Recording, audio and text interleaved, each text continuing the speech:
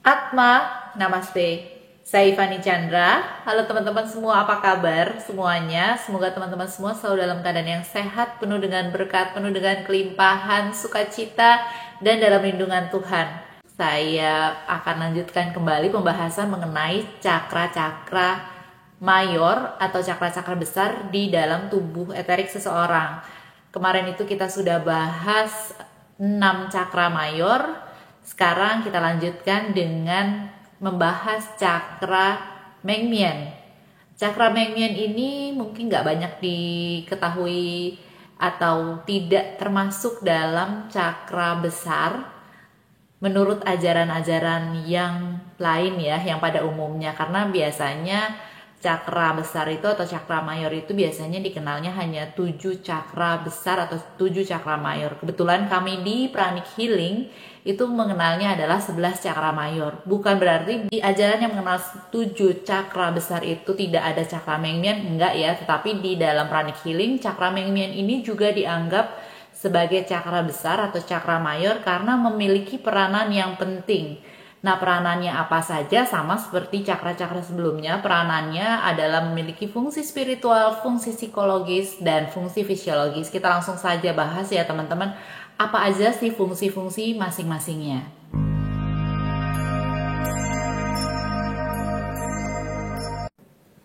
Cakra Mengmian letaknya ada di belakang, di atas cakra dasar atau sejajar dengan cakra pusar, letaknya bertolak belakang ya atau belakang-belakangan gitu ya.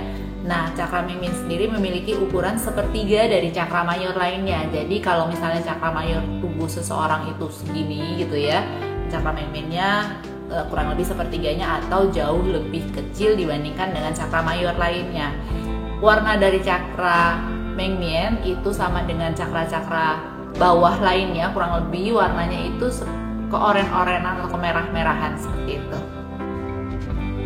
Teman-teman, kita mulai dari fungsi cakra Mengmian secara spiritual. Cakra Mengmian ini adalah pompa energi gitu ya teman-teman, pompa energi dari cakra dasar menuju cakra-cakra atas, atau bisa dikatakan cakra Mengmian ini bisa merubah energi bawah menjadi energi yang spiritual, dan bisa juga dikatakan bahwa cakra Mengmian ini sebagai akselerator energi. Jadi kalau kita memiliki cakra Mengmian yang kuat, yang sehat, yang aktif, itu dengan mudah bisa memancarkan energi spiritual ke cakra-cakra atas. Nah, ini sangat penting fungsinya.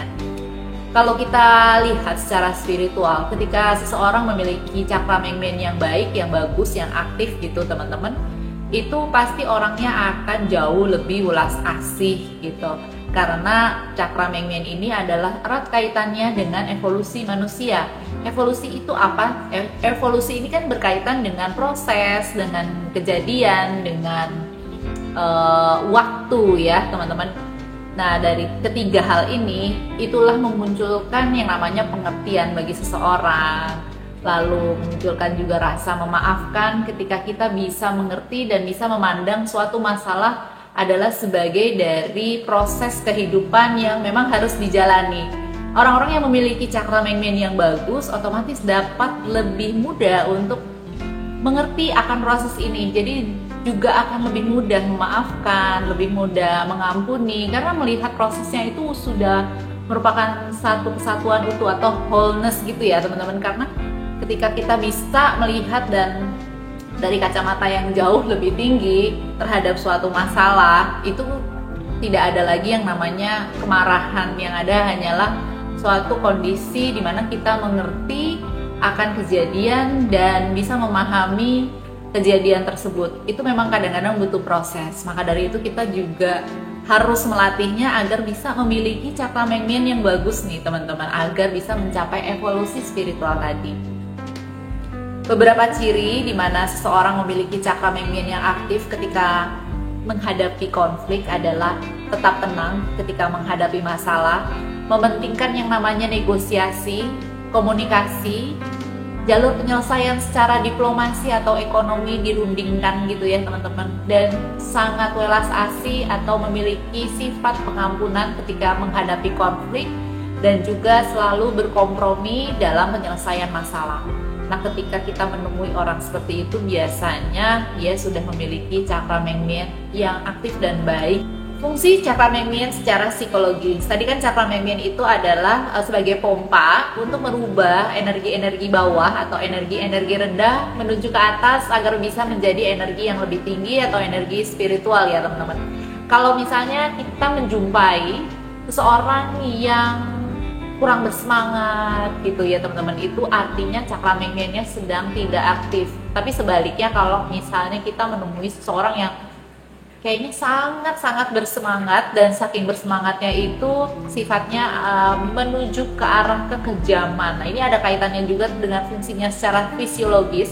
Kalau cakra Mengmian ini mengatur yang namanya kelenjar adrenalin ya.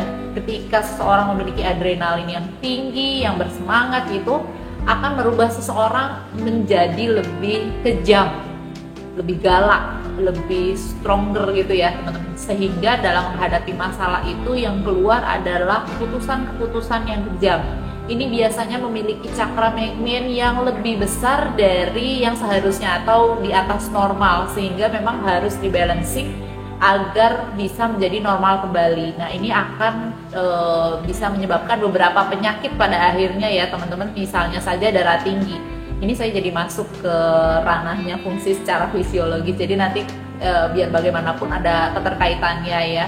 Jadi memang kalau secara fisiologis, ketika kondisi dari cakra Mengmian ini tidak balance, yang ada adalah seseorang yang tidak bisa memaafkan, kejam, atau menyimpan sendiri semuanya, tidak bisa melihat sesuatu dari kacamata yang lebih tinggi, itu akan lebih sulit memaafkan, sulit mengampuni, dan akhirnya akan bermanifestasi ke penyakit-penyakit fisik lainnya.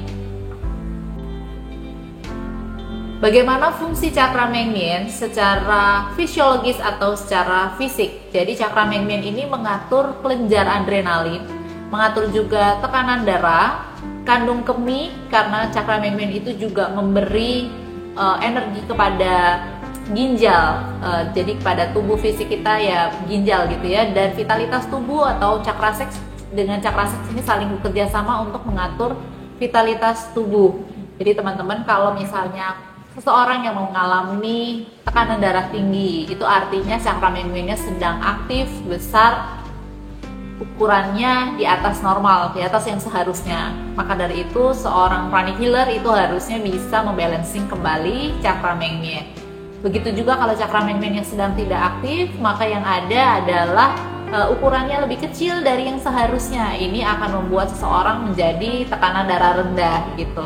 Nah, tadi ya kalau kita hubung-hubungan kembali dengan fungsinya secara spiritual ya teman-teman, dimana kalau kita sedang mengalami masalah dengan tekanan darah, mungkin bisa dilihat apakah punya masalah pengampunan, apakah punya masalah dengan memaafkan dalam melihat suatu kondisi kejadian yang sudah terjadi. Apakah kita sudah penuh dengan pengertian untuk bisa melihat bahwa itu adalah suatu proses kehidupan.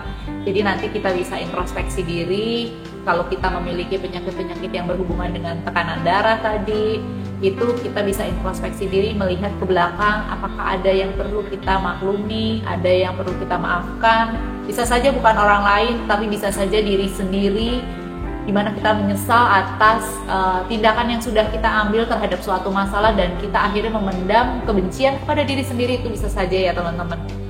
Jadi penyakit fisik yang dihasilkan itu adalah manifestasi dari psikologis yang kita alami, dan ini fungsinya itu ada di cakra Mengmian yang kita bahas hari ini, yang walaupun akan berkaitan juga dengan cakra-cakra lainnya. Teman-teman, cakra Mengmian juga diakui dalam metode penyembuhan Cina yang kita kenal sebagai akupuntur. Jadi titik akupuntur cakra Mengmian itu ada itu di DU atau GV4 ya teman-teman. Juga di penyembuhan Yoga Tao yang berhubungan dengan Mengmian, artinya pintu gerbang kehidupan. Jadi sebenarnya semua ajaran spiritual, semua pengobatan kuno itu tahu kok di mana cakra Mengmen yang memang harus kita balancing agar kita bisa mencapai kehidupan yang jauh lebih baik. Teman-teman, semua sumber saya hari ini itu berasal dari buku yang dikarang oleh guru kami Grandmaster Chua Kok Sui yang berjudul Cakra dan Fungsinya, atau dalam bahasa Inggris itu The Chakras and Their Function. Nanti kalau kalian ingin memiliki bukunya, bisa saya tuliskan di kolom deskripsi. Kalian bisa mendapatkan bukunya secara online dan bisa membacanya sendiri. Thank you teman-teman for watching this video. Semoga berguna dalam kita untuk selalu menjaga kesehatan dan memandang kehidupan. Thank you very much. I love you all. Atma Namaste.